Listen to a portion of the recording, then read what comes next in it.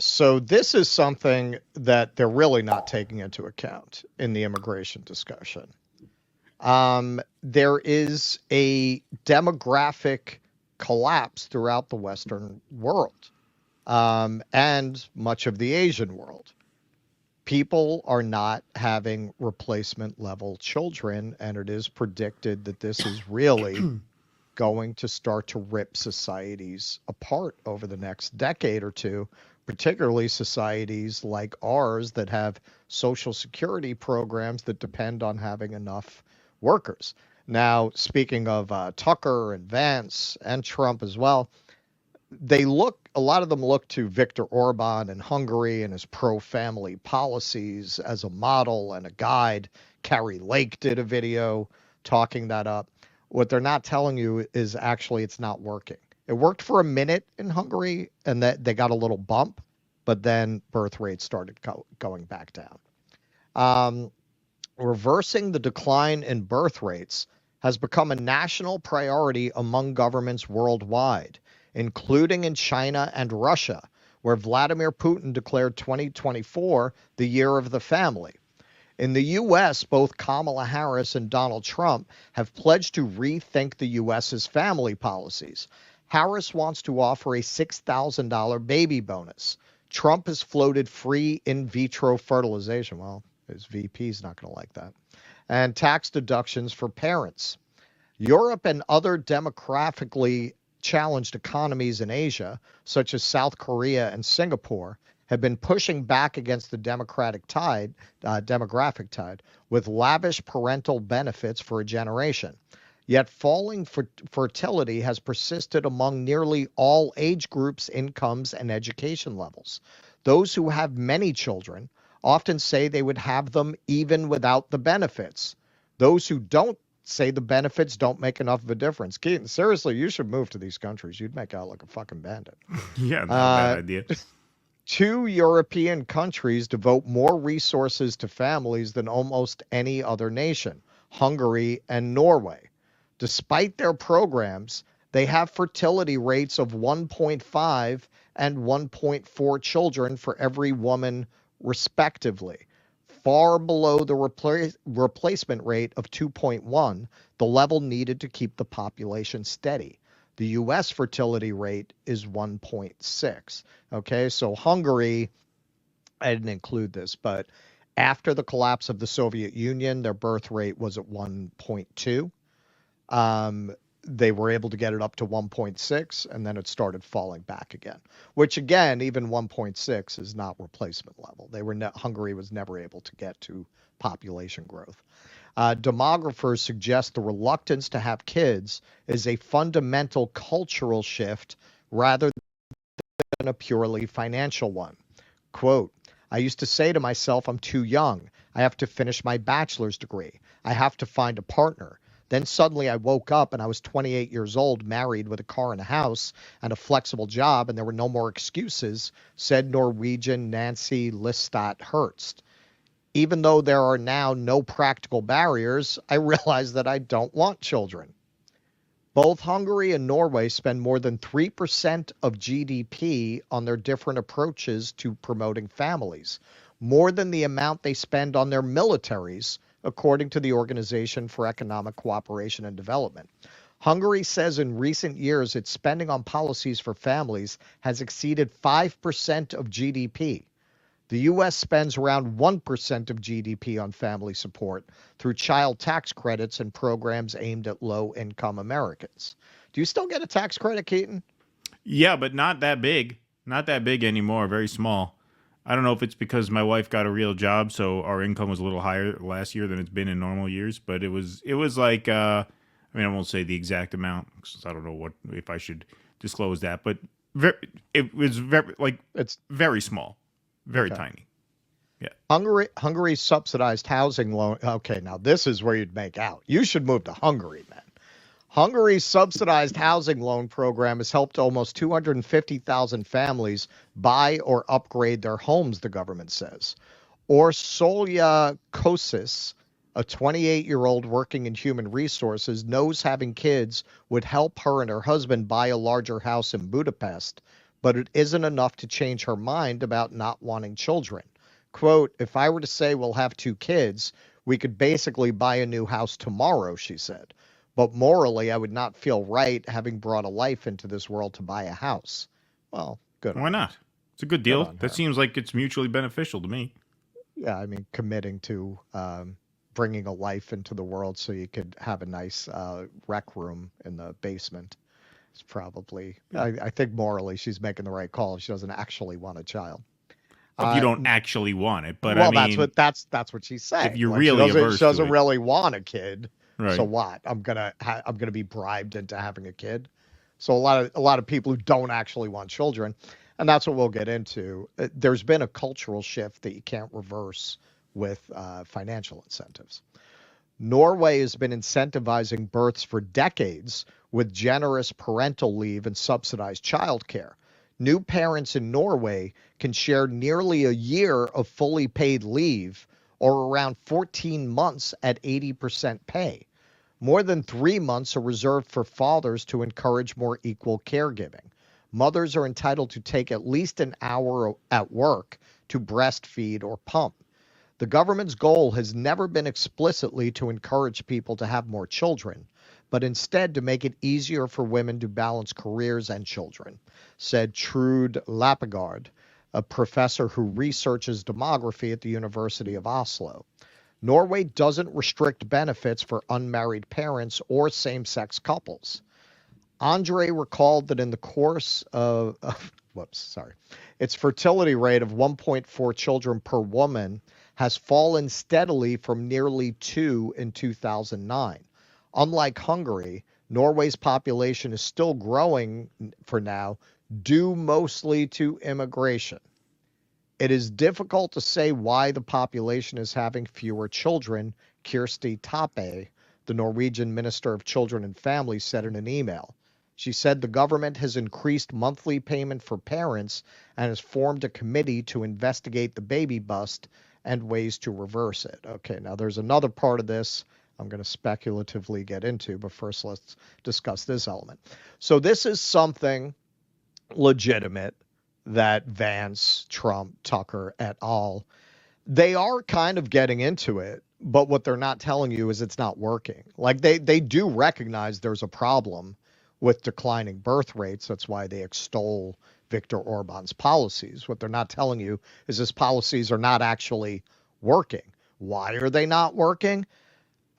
Now, this is my own personal observation. It dovetails with some other speculations that I've seen on this. Hey, you create this consumerist society that celebrates the acquisition of stuff, Instagrammable vacations, an absolute celebration of the self, and self-actualization in a very superficial kind of way, career, acquisitions, experiences. Well, that's not really a mindset that's going to make you want to commit 18 years to nurturing another human. Yeah, Like, and hundreds of thousands of dollars. And hundreds of thousands of dollars. It's going to kind of, which they're trying to help with that. They're trying to give the support, but people still don't want to make that commitment. It's kind of hard to have your fabulous Patagonia moment there. Well, no. when you have babies to raise. Well, that's why the Dinks went viral, because their whole thing was, hey, we can afford to buy whatever snacks we want because we don't have kids, right? And yes, it is, I believe, capitalism and consumerism that has swallowed the society and swallowed the culture along with it. That's what I think it is. Right. And that's the element that they're not getting into, because it undermines their whole thesis. It undermines their whole thesis. Well, hey, we're going to bring back family values, and we're going to get that birth rate back up, and we're going to restore the American psyche and soul, and we're going to get rid of the immigrants and get everyone employed. The immigrants, and I favor a lot of what they're saying in terms of how the immigrant labor is being used to undermine the American workforce. However, once you get rid of them, you have major problems that are going to be created by getting rid of the immigrants. You do have a drug addicted, psychologically broken working class in many places that's going to be very difficult to reincorporate into the workforce, especially based on the cruel logic of capitalism, where we're competing with other countries that don't have these problems because they haven't completely decimated their people over the course of decades. They're not completely destroyed by decades of economic dislocation the way that we are. So are you going to be able to compete in this international capitalist nightmare with that kind of a workforce if you get rid of the immigrants? And also, as the article points out, where you're having growth, it's because of immigration. It's not where you're not going to be able to just, according to this data, give people tax credits, give people support for buying a house, and all of a sudden they're going to have babies. They're not 18-year commitment. That's why it was interesting what that woman said. Yeah, she's not going to make a commitment to raising a human so she could buy a house. Yeah. How many people are? If you didn't want a kid in the first place, is that really going to make the difference? Right. And one more, as long as, you made a personal observation, I'll make one as well. This is another thing that Tucker and JD Vance won't tell you is part of what I believe is driving the low birth rate or the declining birth rate is the fact that these manosphere MAGA bros who are all about family values and having kids, they're all going gay for each other and for Joe Rogan and for Donald Trump. They're all going gay. They can't get it up for their woman anymore. I mean, you watch Joe Rogan 4 hours a day in one of those tight T-shirts and then go try and fuck your wife. Can't do it. They're too infatuated with each other and their own media figures. They're all going gay. It's becoming a gay movement. It is. It's becoming a man love movement. And that is affecting the birth rate. So everything in moderation, gentlemen. Everything in moderation. Don't watch that Rogan stuff too much. That's like porn for you. You know how porn can cause problems down there if you do it too much? So can Joe Rogan, apparently. That's my theory. And I'm sticking to it. Well, that's horseshoe theory right there. Yeah, the Democrats have gone all queer, and they've gone so far into the manosphere, they've gone queer too.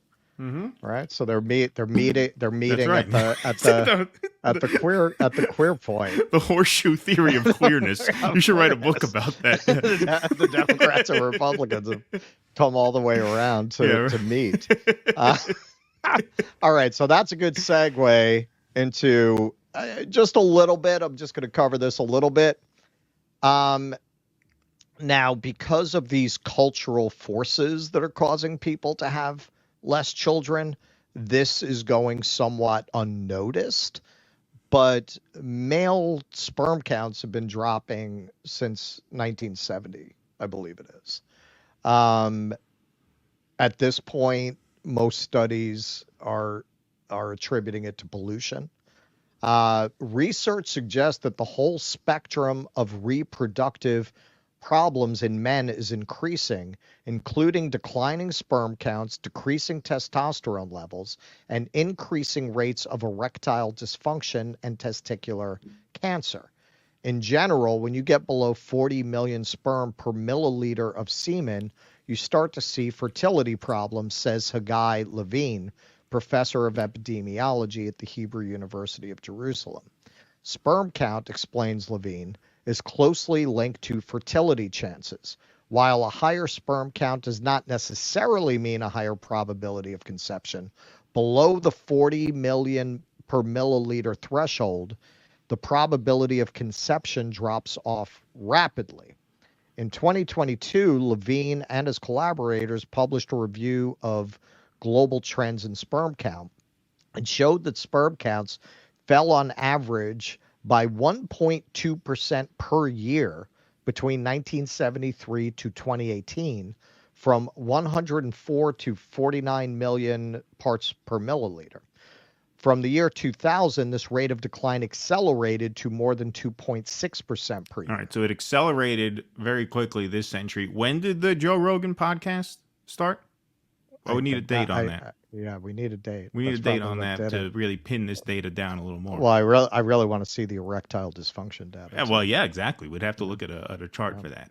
We'd see if we can commission an official study.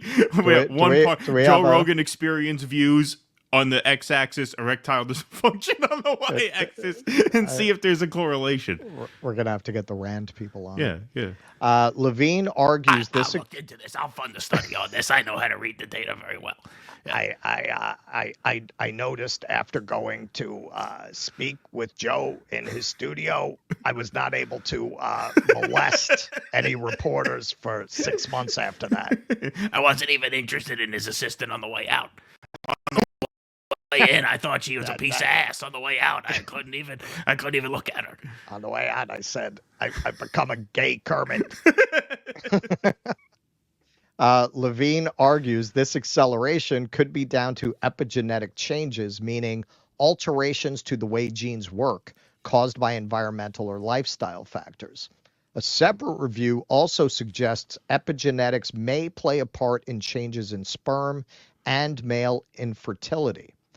There are signs that it could be cumulative across generations, he says. The idea that epigenetic changes can be inherited across generations has not been without controversy, but there is evidence suggesting it may be possible. Quote, this declining sperm count is a marker of both poor health of men, maybe even of mankind, says Levine. We are facing a public health crisis, and we don't know if it's reversible. And something this doesn't get into as much. You can look up an article that was in GQ a few years back, Sperm Count Zero. Testosterone levels have been dropping 1% per year since 1970. And according to that article, it is cumulative, so that men today are not as strong as men used to be. I personally think that there is, on that level, an element to, I think there's a cultural element, but I also think that is part of the reason for the rise in queer identified people. It only follows if you have this plummeting testosterone rate that's going to lead to an increase in people who are not presenting as traditionally male. So even if you have these kinds of policies to increase families, this to me is an existential crisis that everyone should really be running around with their hair on fire about. Like that threatens the survival of the species, and it's really not being talked about. I've seen estimates that within a generation, men are going to be sterile. Mm-hmm. Well, we've been pitched, not you, apparently. Yeah, right, exactly. I said, I don't know, but I've been drinking out of plastic water bottles for a long time. Yeah, you're the Genghis Khan of the 21st century. One day, everyone's going to be descended from Keaton Ways. Exactly. Well, I mean, look, this is why the supplement, game has really taken off. Sure. I don't feel, when you look at the manosphere, I feel like it's responding to something real. Definitely. This crisis of masculinity, both professionally, psychologically, and even physically. It's for real.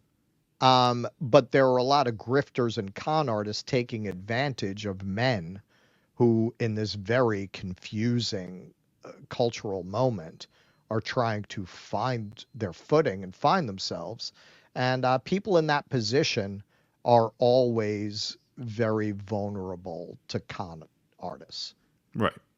And I think the ultimate con of right-wing politics in general, and I think it shows itself here, is that you can always do it on your own. Everybody could always do whatever they want on their own, bootstraps. Right. Whereas the left philosophy that I subscribe to is that some things are bigger than just what you can do on your own. There are certain goals that need to be achieved through solidarity and collaboration, and yes, collectivism to a certain extent. That's, I think, the big philosophical difference between right and left. Oh, there's a war on men, so you fix it yourself. Hit the gym, eat those ribeyes, right? Take your supplements. You can change this all on your own. And what happens to 99% of people who try that? They only beat themselves up even further. And beat themselves down even further. That's why working class people have been in a death spiral for the past 40 years. Right. It's not because of their failings. It's because there are certain forces in life that are bigger than the individual and require a response that transcends individual changes being made in the lifestyles of individual people. You have to unite. You have to organize workers, or in this case coming up, tenants, for example, right? Like that is a huge component of this that's absent from the sort of manosphere, take this pill, eat this red meat, lift this weight, and you'll be okay. Most people who try that don't end up okay if they are so desperate as to look to those kinds of solutions in the first place. I'm not saying those things are intrinsically bad to do. I do all those things. I mean, I don't take the supplements, but I do, I eat red meat. I have kids. I lift weights. It's not that it's bad to do. I'm not discouraging you, but that is not a substitute for political action to solve political problems. That's the difference. And when we were talking about this before the show, because I will click on a YouTube video about philosophy, or I will listen to a video about history. Sometimes they will feed me this manosphere stuff. What did Epictetus say about solitude? And what's really sad is sometimes they will feed me videos that are aimed, I think, at a lot of the manosphere, about how it's ennobling to be alone, that it shows you're of higher quality to be alone. And that's a terrible thing to be telling people you're clearly trying to grift off lonely people by telling them what they want to hear. And we know from every study that's ever been done on this, it's very psychologically and emotionally unhealthy not to be socially interacting with other people. Some studies have shown it's more damaging to your physical health than smoking to be socially isolated. So to be feeding people videos that are based in a very warped interpretation of Stoicism, that your isolation, or they'll go on about Nietzsche, right? Well, Nietzsche did not live a life that anyone would want. Why don't you look at the life that Nietzsche lived and think, is that really what you want to emulate? It's not that somebody who lived, what most people would consider a very sad life can't impart any wisdom, but is that who you want to emulate? It's not that you can't learn anything from Nietzsche, but look at the life he lived. Look at where the way he looked at things led him. Look how he ended up.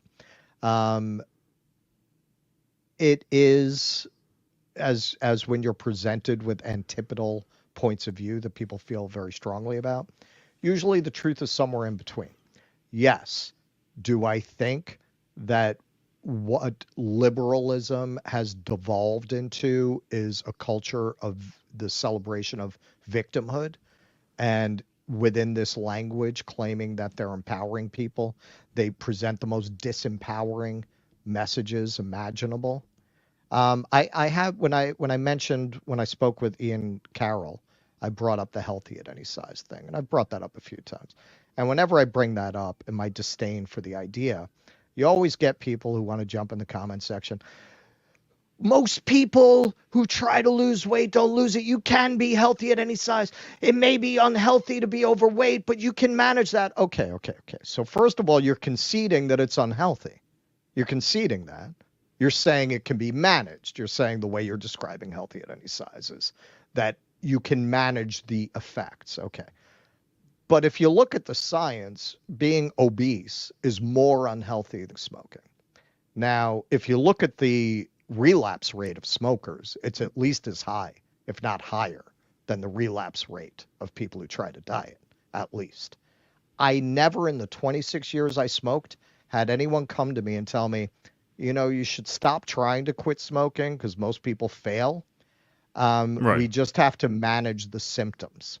Right. That to me is the failing of the liberal class in a nutshell. The idea that enlightened thinking is to present everyone as a victim who can't manage their own shit, and you're somehow right wing if you expect more than that from yourself, or if you tell others you should expect more than that from yourself, from your life.